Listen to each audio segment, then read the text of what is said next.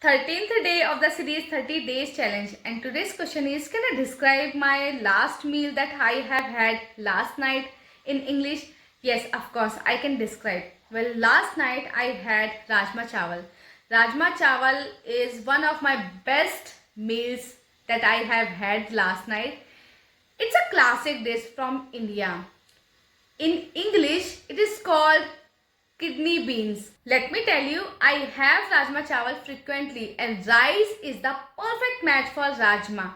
I love to have rajma chawal. Moreover, whenever I look at the rajma chawal, I prune to have rajma chawal. Seeing the rajma chawal plate, it's like burst of happiness to my mouth. I couldn't control at that time. I am unable to control myself that time.